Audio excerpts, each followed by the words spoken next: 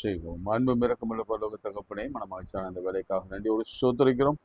நான் நிற்பதும் நிர்மூலமாக நிற்பதும் கர்த்தருடைய கிருபையே, நம்முடைய இரக்கங்களுக்கு முடிவில் காலத்திலும் புதிதாக இருக்கிறதுக்காக நன்றியோடு ஸ்தோத்திரிக்கிறோம். புதிய வாரத்தை காண செய்தீர், உமக்கு நன்றி ஆண்டவரே. கடந்த வாரம் முழுவதும் கண்ணின் மணியை போல காத்தீர், உமக்கு ஸ்தோத்திரம். உண்ண உணவு, உடுக்க உடை, தங்க இருப்பிடம் தந்தீர். ஆயுசு நாட்களை பூர்ணப்படுத்தினீர். ஆபத்துகளிலே விபத்துகளிலே கூட இருந்தீர்.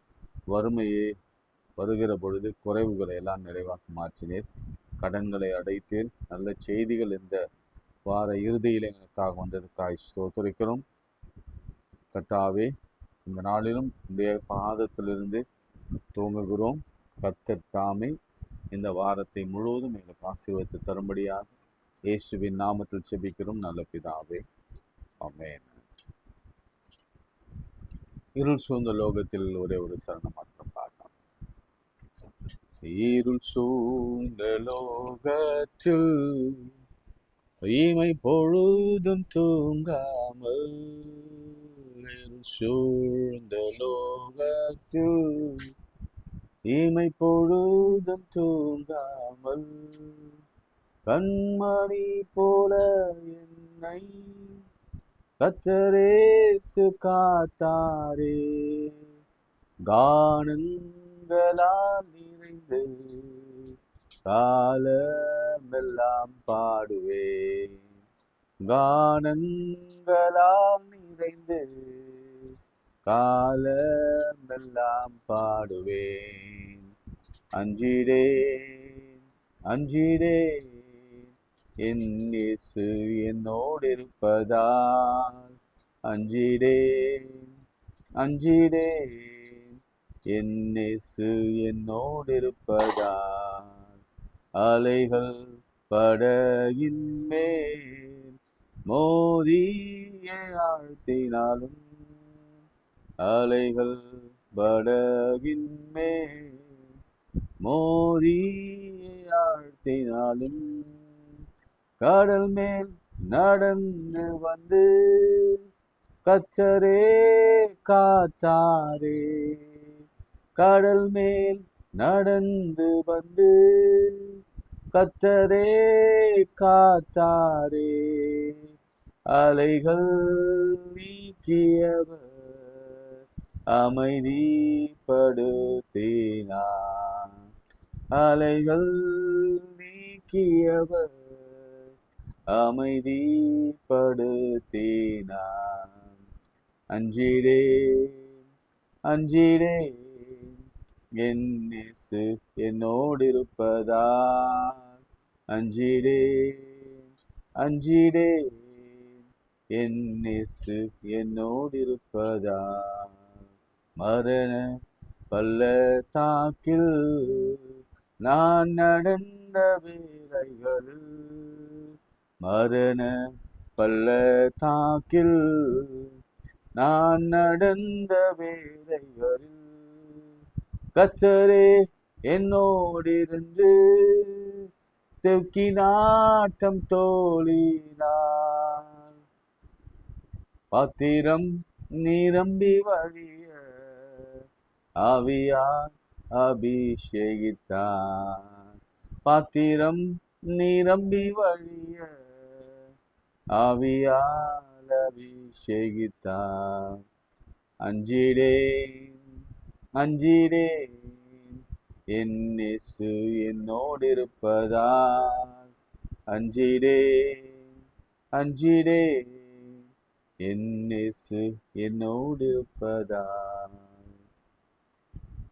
கைகளை கூப்பி கரங்களை உயர்த்தி, ஆண்டவரே என்னோடு இருக்கும் பொழுது நாங்கள் அஞ்சிடும், வெக்கப்பட மாட்டோம், குறைவுபட மாட்டோம், பலவீனப்பட மாட்டோம், சுகவீனப்பட மாட்டோம், சத்துருக்கள் முன்பாக தலைகுனிந்து நிற்க மாட்டோம். ஏனென்றால் நீர் எங்கள் தகப்பனாக இருக்கிறீர். உமக்கு ஸ்தோத்திரம் சொல்லுங்க.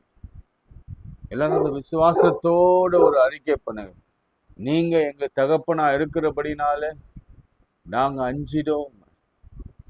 எவ்வளவு இன்னல்கள், எவ்வளவு துன்பங்கள், எவ்வளவு கஷ்டங்கள், எவ்வளவு வியாதிகள், கேன்சர்கள், என்ன பிரச்சனைகள் வந்தாலும், சிறுநீரகத்துல, கணையத்துல எந்த பிரச்சனை வந்தாலும் இயேசு என்னோடு இருப்பது, நாங்கள் அஞ்சிடோம், நாங்கள் பயப்படுவோம், நாங்கள் கலங்கிடோம்.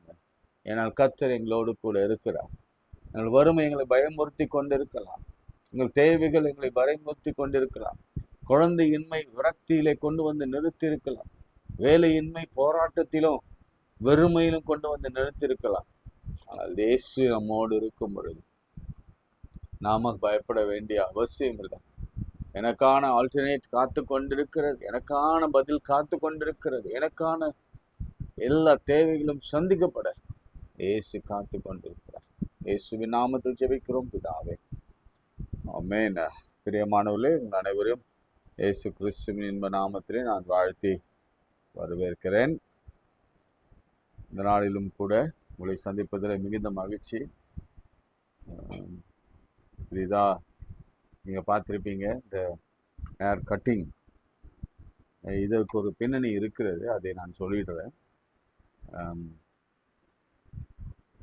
ஒரு மருத்துவமனையிலிருந்து ஒரு ரெக்வெஸ்ட் வந்தது, கேன்சர் பேஷண்ட்டுக்கு விக் செய்வதற்காக ஒரு 10 இன்ச் முடி இருந்தால் போதும் என்று கேட்டிருந்தாங்க.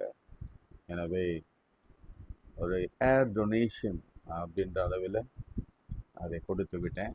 இது ஒரு சின்ன ஸ்டார்டிங் தான். நம்ம டொனேட் பண்ணுறதுல அது சொல்வதற்கு காரணம் அதுதான். இது என்னை பொறுத்த வரைக்கும் ஒரு சின்ன ஆர்வம் தான். டொனேஷன் என்பது அந்த அவயவங்களில் இருக்கிற ஃபர்ஸ்ட்டு நம்ம சிகரம் என்று சொல்லுவோம்ல, தலையை முடின்னு சொல்லுவோம், அது கிரீடம் என்று சொல்லுவோம். நரைமுடி, அதற்கு ஒரு வேல்யூ இருக்கிறது. எனவே அதை கொடுத்ததில் மன திருப்தி எனக்கு இருக்கிறது. ஒருவேளை இது உங்களுக்கும் பிரயோஜனமாக இருக்கும் என்று தான் நான் நம்புகிறேன். இன்றைக்கு மார்க் 4ஆம் அதிகாரம், நேற்று நீங்கள் எல்லா ஆலயத்திலும் கேட்ட ஒரு செய்தி இது. அதில் மறுபடியும் உங்களோட கூட சின்ன ஒரு தாட்டை பகிர்ந்து கொள்ள நான் விரும்புகிறேன். சின்ன தாட்டு தான், அது நமக்கு மிகவும் பிரயோஜனமாக இருக்கும் என்று நம்புகிறபடினாலே, ஆவியானவருடைய நடத்துதனாலே, நேற்று போயிருந்த அந்த 3 கோயில்களிலும் கர்த்தர் ரொம்ப அபரிவிதமாய் பயன்படுத்தினார், அற்புதம் செய்தார், சாட்சிகளை காண முடிந்தது. அதனால தான் திரும்ப இதை நான் எடுத்து உங்களோடு கூட பகிர்ந்து கொள்ளலாம் என்று நான் யோசிக்கிறேன். அன்று சாயங்காலத்திலே 4ஆம் அதிகாரம் 35ஆம் வசனம். அன்று சாயங்காலத்தில் அவர் அவர்களை நோக்கி, அக்கறைக்கு போவோம் வாருங்கள் என்றார். நிறைய தடவை நம்ம பேசியிருக்கிறோம், அதனால ஸ்கிப் பண்ணிடாதீங்க, பொது விஷயங்கள் காத்திருக்கிறது. அவர்கள் ஜனங்களை அனுப்பிவிட்டு படவில் இருந்தபடியே அவரை கொண்டு போனார்கள். வேறே படவுகளும் அவரோடு கூட இருந்தது. இந்த கடல் யாத்திரையில இயேசு போன படகு மாத்திரமல்ல, வேறே படகுகளும் இருந்தது. நல்ல கவனிச்சுக்கோங்க. கடல் என்பது ஒரு உலகம் என்று வைத்துக் கொள்ளுங்களேன். உலகத்துல நாம இயேசுவோடு பயணிக்கிற ஒரு பயணிகள் என்று வைத்துக் கொள்ளலாம். அந்த சீஷர்களோடு கூட இயேசு பயணித்தார், அல்லது சீஷர்கள் இயேசுவை கொண்டு போனார்கள். ஆனா அழைத்தவர் இயேசு கிறிஸ்து. அக்கறைக்கு போவும் வாருங்கள் என்று அழைத்தவர் இயேசு. நம்பி போனாங்க. ஆனா என்ன நடந்தது தெரியுமா? பலத்த சுழல் காற்று உண்டாகி, கவனிங்க, பலத்த சுழல் காற்று உண்டாகி படவு நிரம்பத்தக்கதாக அலைகள் அதன் மேலே மோதிற்று. முதல் தாட் என்ன? தாட் என்னன்னா, எஸ் இருக்கிறார், ஆனாலும் பலத்த காற்று. இயேசு இருக்கிறார், நம்ம குடும்பத்துல இயேசு இருக்கிறார், நம்முடைய வாழ்க்கையில இயேசு கிறிஸ்து இருக்கிறார், கர்த்தர் இருக்கிறார். நம்ம மறந்துடக்கூடாது, கர்த்தரை எப்பொழுதும் மறந்துடக்கூடாது. பரிசுத்த ஆவியானவர் இருக்கிறார். ஆனாலும் பலத்த பலத்த காற்று, சுழல் காற்று. சாதாரண காற்று கூட இல்லை, சுழல் காற்று. ஏற்கனவே நான் உங்களுக்கு எக்ஸ்பிளைன் பண்ணியிருக்கிறேன். சுழல் காற்று எப்படி இருக்கும், சுற்றி சுற்றி அடிக்கும். அந்த மாதிரி நம்முடைய பிரச்சனைகள் கூட சுற்றி சுற்றி சுற்றி சுற்றி ஒரே இடத்தில் நிற்கிற மாதிரி ஒரு விதமான சுழல் காற்று, சுழல் காற்று, பலத்த சுழல் காற்று உண்டாகி இப்போ நம்ம போட்டு நிரம்பத்தக்கதாக அலைகள் அதன் மேலே அடித்தது. 1986 அந்த கலிலேய கடலில் ஒரு அகழ்வாராய்ச்சி நடந்தது. வற்றி போச்சு அந்த வருஷம். வற்றி போன பொழுது அங்கே ஒரு படகை கண்டெடுத்தாங்க. அந்த படகு இன்னும் இஸ்ரேல் மியூசியத்தில் இருக்கிறது. அந்த படகின் பேர் ஜீசஸ் போட் என்ற அர்த்தம். அந்த படகின் நீளம் 24 அடி. உங்கள் வீடு நீங்கள் அளந்து பாருங்க, உங்கள் ஹால் எவ்வளோ பெருசு இருக்கும், ஒரு 16 ஃபீட் இருக்கும், மோஸ்ட்லி இருக்கும், அவ்வளோதான். அதான் உங்கள் வீட்டுடைய நீளம் அகலம் பாருங்க, அதில் 24 முழம் ஃபீட் அது நீளம். அகலம் 7 அடி.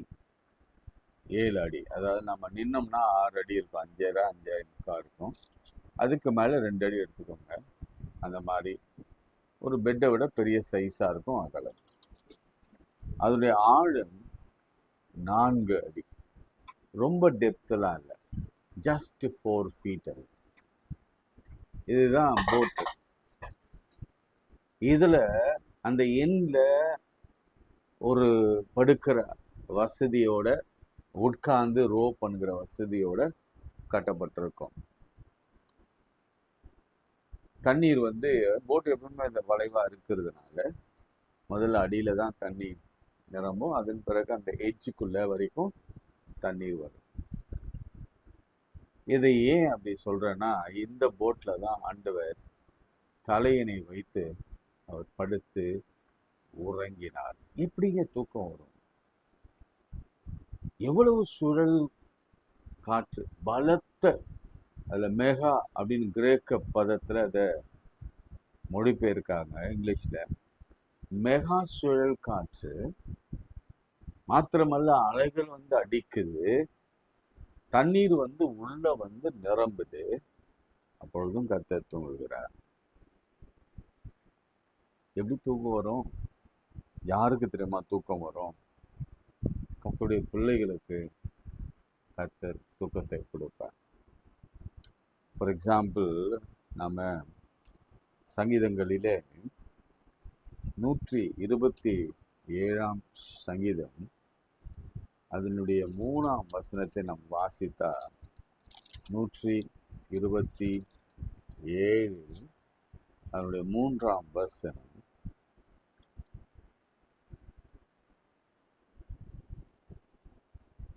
நீங்கள் அதிகாலை எழுந்து நேரப்பட வேளையில் தரித்து வருத்தத்தின் அப்பத்தை சாப்பிடுகிறதும் விருதா. இப்பதான் முக்கியமாக கவனிக்கணும். அவரே தம்முடைய பிரியமானவனுக்கு நித்திரை அளிக்கிறார். முதல் வசனம், கர்த்தர் வீட்டை காக்கிறவர். கர்த்தர் வீட்டை காக்கிறவர். அவர் நம்ம வீட்டை காக்கிறாருன்னா, நீங்க இனிமேல் தூக்கம் வரல அப்படின்னு ஒரு உணர்வே உங்களுக்குள்ள இருக்க வேணாம். அந்த மனநிலையை கொஞ்சம் மாத்திருங்க. என் வீட்டை காக்கிறவர் கர்த்தர், முதல் குறிப்பு. அதனால நீங்க நல்லா தூங்க ஆரம்பிங்க. உங்களை சுற்றிலும் சுழல் காற்று இருக்கலாம், பலத்த சுழல் காற்று இருக்கலாம். ஆனால் நம்ம போகிற பாதை அப்படி தானே. கடன் இருக்கு, வேலைக்கேற்ற ஊதியம் இன்னும் கிடைக்கல, திருமணம் ஆகலை, வேலை கிடைக்கல, கல்லூரியில் இடம் கிடைக்கல, ஃபீஸ் கட்ட பணம் இல்லை, வீடு இல்லை, வியாதி இருக்குது, இந்த வியாதி கொடுமையாக இருக்குது, கேன்சர் இருக்குது, சிறுநீரகத்தில், கணையத்தில், வெவ்வேறு பகுதியில் வியாதி இருக்கு. நான் ஒன்றும் சொல்கிறேன், கர்த்தர் காக்கிறார். சங்கீதம் நிறையா இருக்கு. அவர் நம்மை காக்கிறவர். அவர் உறங்குறதும் இல்லை, தூங்குறதும் இல்லை. அதனால நம்ம தைரியமா தூங்கலாம். இன்னும் முதல் நீங்க படுத்து நித்திரை செய்யும் பொழுது இந்த வார்த்தையை கவனிச்சுக்கோங்க. தமக்கு பிரியமானவனுக்கு நித்திரை அளிக்கிறார். அப்படின்னா கர்த்தர் என் மேல பிரியமா இருந்தார்னா கவலைப்படாம தூங்கலாம். இனி கர்த்தர் தூங்க வைப்பார். இன்னொரு வசனம் இருக்கு, சங்கீதம் 4 அதனுடைய 8. சங்கீதம் 4 அதனுடைய 8ஆம் வசனத்தை நம்ம வாசிக்கலாம். அதுல நீங்கள் 8ஆம் வசனம், சமாதானத்தோடு படுத்து கொண்டு நித்திரை செய்வேன், கர்த்தாவே நீர் ஒருவரே என்னை சுகமாய் தங்க பண்ணுகிறேன். ஆமென் சொல்லுங்களேன். அல்லேலூயா சொல்லுங்க. எப்பா என் வீட்டில் முழு குறைவு இருக்கு, டெய்லி நான் டெய்லி வாங்குறேன். சில வீட்டில் பார்ப்போம், போன நம்ம சின்ன வயதுலலாம் பார்க்கணும், மந்த்லி நம்ம ரேஷன்ஸ் வாங்கியிருக்கோம். ரேஷன்ஸ் கடைசி வரைக்கும் நிற்கும். இப்போலாம் ரொம்ப சோம்பேறித்தனம் அப்படின்னு சொல்லவும் முடியாது, ஒரு கையில் பணம் இருக்கா அப்படின்னு சொல்ல முடியாது. தினந்தோறும் ஏதாவது வாங்குறோம். மாச கடைசியில என்ன வாங்குறதுன்னு கூட தெரியாம பணம் இல்லாம தவிக்கிறோம். பலத்த சுழல் காற்று போல வறுமை, பலத்த அலைகளை போல கடன், அலையடியா கடன், ஒன்னொன்னா கடன். ஒரு EMI, housing loan, bike loan, auto loan, நகை கடன், இதெல்லாம் வரிசையாக வருகிறது. இந்த சத்துரு தொடர்ந்து வருகிறான். அதுக்கு முந்தி இருக்கிற வசனம் எனக்கு ஆச்சரியத்தை கொடுத்தது. ஆவியானவர் அதை படிக்கும்படி என்னை வலியுறுத்துகிறார். அவர்களுக்கு தானியமும் திராட்சரசமும் பெருகிற காலத்தில் சந்தோஷத்தை பார்க்கிலும் அதிக சந்தோஷத்தை என் இருதயத்தில் நீர் வைத்தேன். ஏனென்றால் என் தேவன் என்னோடு கூட இருக்கிறேன்.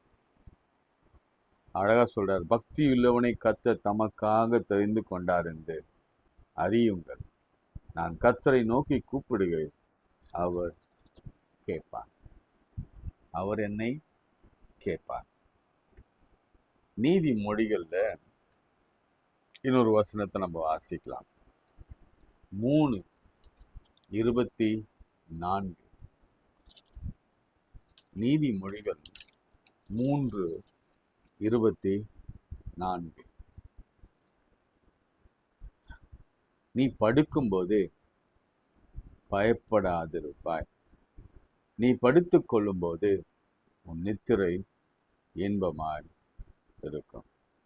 என் மகனே அப்படின்னு சொல்லிட்டு உன் வழிகள் எல்லாம் அவரை நினைத்துக்கொள், அப்பொழுது உன் பாதையை செபைப்படுத்துவார். அவரை நினைச்சு கொண்டா தூக்கம் தானா வரும். திரும்ப வாசிக்கிறேன், நீ படுக்கும்போது பயப்படாதிருப்பாய், நீ படுத்து கொள்ளும்போது உன் நித்திரை இன்பமாயிருக்கும். இயேசு எப்படி தூங்கினார் அப்படின்னு நான் ஒரு பதில் சொன்னேன்ல, அதுக்கு என்ன அர்த்தம் தெரியுமா? அவருடைய பிள்ளைகளுக்கு, தம்மால் தெரிந்து கொள்ளப்பட்ட பிள்ளைகளுக்கு அவர் நல்ல தூக்கத்தை கொடுக்கிறார். எந்த சூழ்நிலையிலும் அவர் தூக்கத்தை கொடுக்கிறார். 127ஆம் சங்கீதம் அதுதான். அவர் காக்கிறவர், தமக்கு பிரியமானவனுக்கு அவர் நித்திரை கொடுக்கிறவர். அவர் ஆனால் இனிலேருந்து உங்க மனநிலையில ஒரு மாற்றம். என்ன மாற்றம்?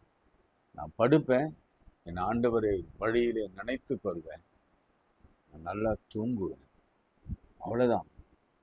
என்ன சுற்றி என்ன பிரச்சனை இருந்தாலும் நான் பயப்பட போறதில்லை. ஏனென்றால் என் நாதரேசு என் படவில் இருக்கிறார். அல்லேலூயா. அது பாருங்க, தலையணை வைத்து நித்திரை பண்ணினார். அவர்கள் அவரை எழுப்பி, போதகரே, நான் மணிந்து போகிறோமே, உமக்கு கவலை இல்லையா என்றார். இது அடிக்கடி நான் சொல்லியிருக்கிறேன். அதுவரை உமக்கு கவலை இல்லையா?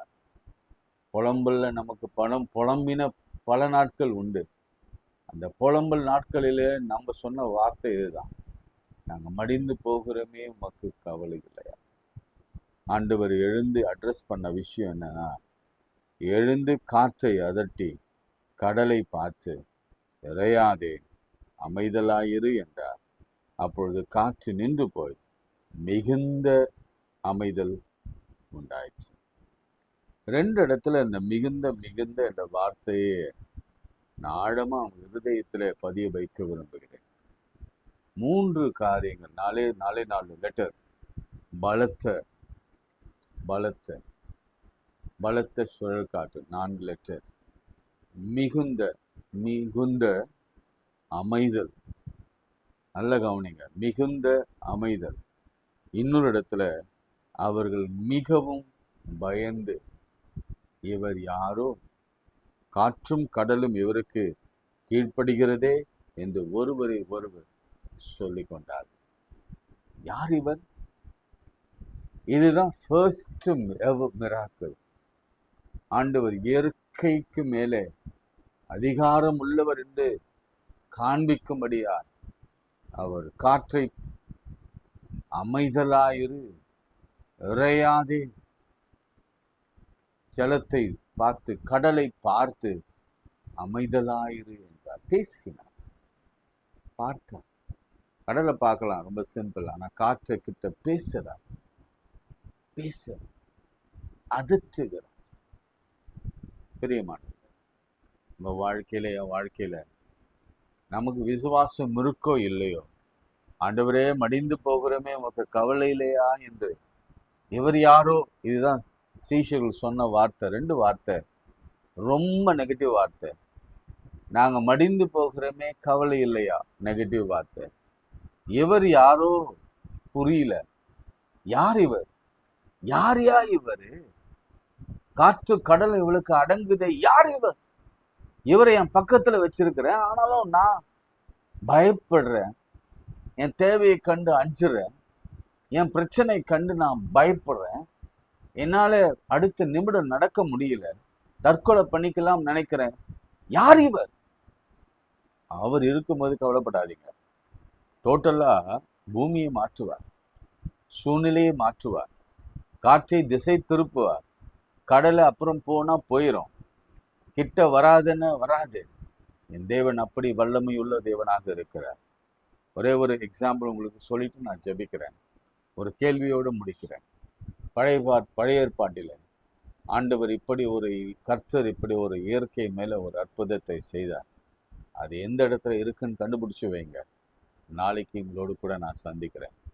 இன்னைக்கு உங்க வாழ்க்கையில அமைதி இல்லாம பயந்து பலத்த சுழல் காற்று உங்க வாழ்க்கையில சுழண்டு தொடர்ந்து தொடர்ந்து தொடர்ந்து தொடர்ந்து தொடர்ந்து தொடர்ந்து வந்து கொண்டிருந்தாலும், அலைன்றது அலை அடி அடி அடி அடி அடி அடித்து கொண்டிருந்தாலும், அந்த படகு மேல அடித்து அடித்து அடித்து அடித்து அந்த தண்ணீரெல்லாம் நிரம்பி வாழ்க்கையில தண்ணீர்ல முழுகி போகிற அளவுக்கு, நகை முழுகி போகிற அளவுக்கு, வீடு முழுகி போகிற அளவுக்கு, மானம் முழுகி போகிற அளவுக்கு, சரீரம் முழுகி போகிற அளவுக்கு, சரீரம் அவயவங்கள் அழுகி போகிற அளவுக்கு இருந்தாலும் நம் இயேசு ஒருத்தர் உண்டு.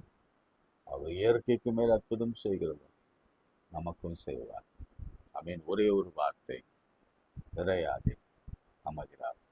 இதுல இன்னொரு தாட்டும் சொல்றேன். இந்த ஹோல் கடல் பரப்புல அவருக்கும் சீடருக்கும் செய்த அற்புதம் யாருக்கு பயனுள்ளதா இருந்தது தெரியுமா?